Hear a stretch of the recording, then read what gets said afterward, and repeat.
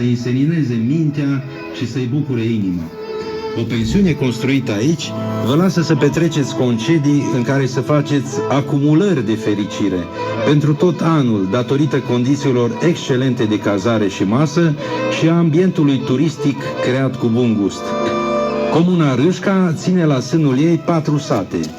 Satul de reședință Râșca, sediul administrativ al comunei, în care se află sediul primăriei și al Consiliului Local, Dealul Mare, Lăpuștești și Mărcești. Și este de menționat aici că satul Râșca include la rândul său Râșca de Sus, Râșca Onicești și Râșca Pleș, de asemenea Cristești, nuclee comunitare care se află răspândite pe dealurile submontane și prin văi, după cum se întâmplă îndeopște în cazul așezărilor de munte. Comuna Râșca are prima atestare în 1637, anul în care este menționată în documente scrise. Legenda spune că Sălânducu, un capitan al voievodului Gelu, a fost străpuns de o suliță în luptele cu năvălitorii de la Gârda și mama lui a pornit spre meleagurile Râștei în căutarea fiului. Plină de durere pentru că a aflat vestea morții lui, a vărsat multe lacrimi, care s-au transformat în pietre, încât toată Gârda s-a umplut de pietricele, acestea fiind numite de bătrânii satului Bănucăi, și locul s-a sfințit prin aceste sacrificii. Aflată pe malul stâng al Someșului, în partea de vest a județului Cluj, comuna Râșca și-a trasat în vreme granițele în răcoroșii munți ai Gilăului din munții Apuseni, prin lungile, dealurile și văile din acest cuib ardelean, traversat de râul Râșca, și vatra comunei se află la distanță egală de lacul Tarnița și lacul Fântânele, 2 poli puternici de atracție turistică. Astfel că în comună s-au ridicat peste 20 de pensiuni și cabane în locuri pitorești, care oferă călătorilor mijloace de petrecere dintre cele mai tentante. Cele 2 lacuri, Tarnița și Fântânele, aflate în apropiere, prilejuiesc zile de pescuit sau scaldă, sporturi nautice și plimbări cu barca, și de pe malurile lor se deschid multe trasee de drumeții montane, pentru ca timpul liber să fie folosit pentru sănătate și agrement. Traseele turistice cu cai sunt organizate pornind de la pensiuni, având ca locuri de popas satele Râșca, Rusești, Mărișel, Beliș, și călătorul poate admira călare locuri mirifice și monumente ale naturii impresionante. Iarna se fac excursii cu sania trasă de cai, care bucură familiile și mai ales copiii. În apropierea satului Râșca, Someșul Cald trece printr-un defileu, cunoscut localnicilor ca Dâlboaca. De-a lungul văii acestui râu se deosebesc locuri ca Lunca Oniceștilor, Lunca Copcii, Scredeiul sau Lunca Rusaștilor. Pentru drumeții și peregrinări montane, variantele sunt diverse și pitorești, pe oricare dintre traseele marcate spre Muntele Fărăcașu, Vârful Lăpuștești, Dealul Pietrilor sau Muncelul. Tot în zonă se află și stâncile de la Șoimul, Corbul și lacul Fântânele, care și ele sunt atracții pentru alpiniști și iubitorii de peisaje montane. Profesorul de limbă română Ioan Vâtcă, cel care a scris monografia comunei, arată că râșcanii au început să cultive cartoful aproximativ pe la sfârșitul secolului al XVII-lea și că avantajele zonei pentru cultivarea acestei legume au fost solul nisipos cu mult humus și altitudinea de peste 1000 de metri, la care gândacul de Colorado nu poate ajunge așa ușor. Cartoful a rămas o cultură de bază pe terenurile agricole ale comunei și calitatea la care se cultivă aici a fost și este vestită în Ardeal. Festivaluri și alte sărbători de peste an, de Paște, Rusalii, Crăciun și de Bobotează sau întâlnirile fiilor satului sunt însoțite de spectacole folclorice la care sătenii participă îmbrăcați în frumoasele haine tradiționale.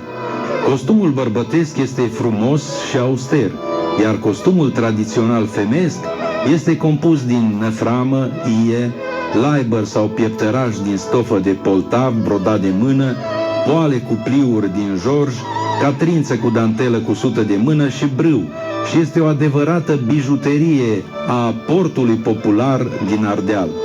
În comună se găsesc 8 biserici, unele fiind monumente de arhitectură și spiritualitate cu vârstă multiseculară, și ele dovedesc că râșcanii sunt buni credincioși creștini și își conduc viața după învățămintele pe care preoții le predică în fața sfintelor altare. Pentru întărire sufletească și găsirea păcii celor sfinte, vă îmbiem să treceți pragul mănăstirii Râșca Transilvană, cu hramul Sfânta Cuvioasă Paraschieva, aflată în munții Apuseni, în apropierea barajului de la Beliș Fântânele, într-un cadru natural de o rară frumusețe.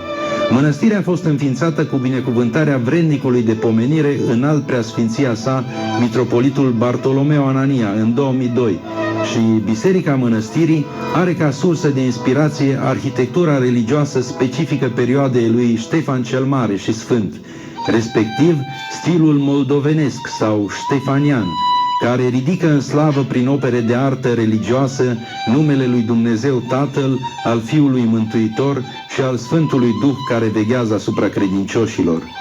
În anul 2018, cu ocazia hramului mănăstirii, înalt preasfinția sa arhiepiscop și mitropolit Andrei Andrecuț, împreună cu preasfinția sa episcopul Macarie și cu un sobor de preoți și diaconi, au săvârșit slujba de sfințire a bisericii.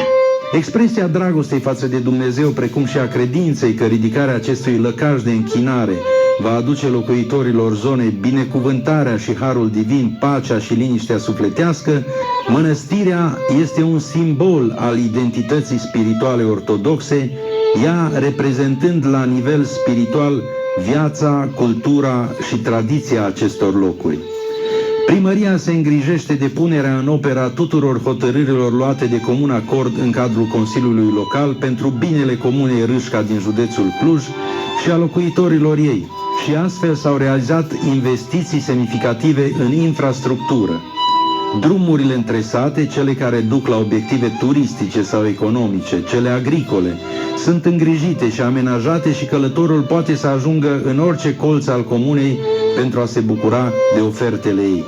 Școlile, grădinițele, terenurile de sport și locurile de agrement amenajate sunt expresia grijii râșcanilor pentru tânăra generație și serviciile în sănătate și cultură sunt asigurate în spații adecvate de oameni competenți. Curățenia localității este o dovadă că râșcanii se respectă pe ei înșiși și vor să arate turiștilor o față armonioasă și tentantă a comunei. Informații turistice veți găsi din belșug la fața locului și povești cu tâlc și farmec, iar serviciile oferite vor face oaspetele din țară sau din Europa sau din orice colț al lumii să se simtă confortabil, în siguranță și înconjurat cu drag de bunăvoința localnicilor, așa că nu pregetați să faceți cât mai curând un drum în comuna Râșca din județul Cluj pentru a petrece zile de neuitat. Ei, dragii noștri, am mai încheiat o călătorie prin Ardeal și Radio Someș își duce mai departe menirea de a păstra vii și a pune în valoare istoria, tradițiile și folclorul. Vă îmbiem să vă bucurați de aer curat, peisaje minunate și oportunități turistice.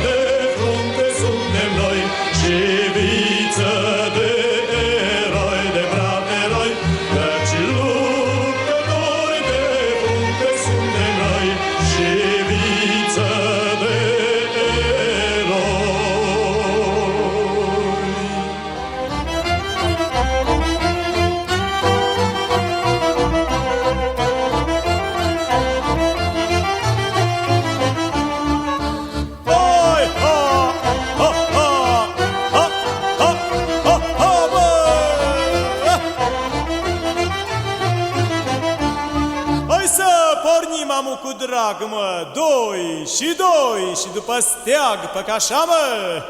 Vai de mine ce de om pare conflorit un pom, dar nu-i pom cu frunză gheasă, că e o nuntă prea aleasă, și nu-i pom cu mândre flori. Tra-la-la-la-la-la-la-la-la, că-mi-s fete și ficiori, mă, hai li-li-li-li-li-la-la.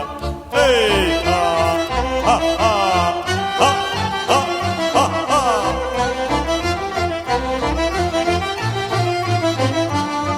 Dar pe asta-i nuntă, nu-i cu scrie, mă, nu-i pozică-i pe vecie, pe cașa, mă. Pot să chinașă voioasă, ca ea le schină frumoasă, voios poate și nu, care-o mire ca pe unu, amândoi părăchi aleasă. Tra-la-la-la-la-la-la-la, podoabă la masa noastră, hai li-li-li-li-li-la-la. Ei, ha, ha, ha, Doamne, faine mireasa, mă! Apă ce stai nașă, supărată ca o floare scuturată pe cașa, mă? Ori fuiorul nu ți tors, ori nănașul nu-i frumos. Las fuiorul că l-om toarce, până n-aș frumos l-om face, l-om cănica pe-o caldare, a-la-la-la-la-la-la-la, și l-om face ca pe-o floare, hai li-li-li-li-li-la-la. Hei, ha, ha, ha, dă căjite-i nănașa, mă! Dar luați, oameni buni, mâncați, bă, cu paharele închinați pe cașa, mă. Să închinăm de fericire la mireasă și la mire. Avem butoi cu 3 cepuri, cine ține până miercuri, mirii noștri să trăiască. Tra-la-la-la-la-la-la-la, lângă ei și dumneavoastră, hai li-li-li-li-li-la-la. Hai, ha!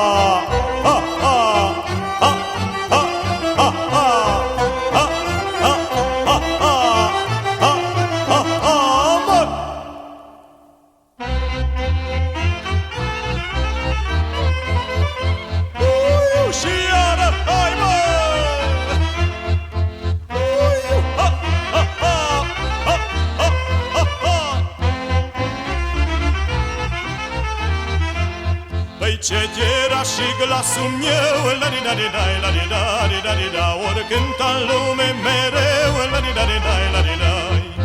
Ce era și glasul meu, la-di-da-di-dai, la-di-da.